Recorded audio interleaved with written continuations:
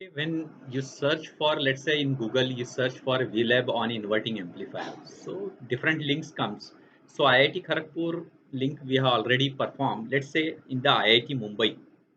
If I press this inverting amplifier using operational amplifier, you'll see here different arrangement is given where you can select a particular input type, sinusoidal, square or triangular, and also you can select a particular op amp whether it is a plus minus 15 volt or like that one, and you can select a particular component. When you select a component, this component will come here and you can place here.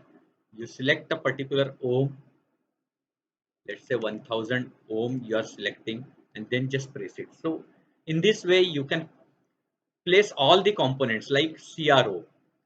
So we can place here CRO, and in this way when all the components are placed you can connect it. Okay, so you can connect by saying to connect like this. So in this way you can connect.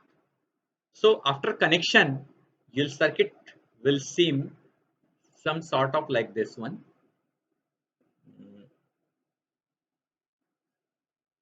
like this one. So here you can observe that I have connected as 1 kilo ohm of R1 and 10 kilo ohm of RF. And now I can go for, see here R1, so gain is of 10. I can see the response. So here input and output is given. Although time per division is not same for both the things, but inverting and non-inverting are out of phase.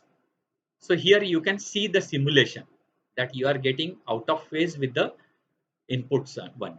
Similarly, you can see the frequency response of this one. So here the frequency response is there.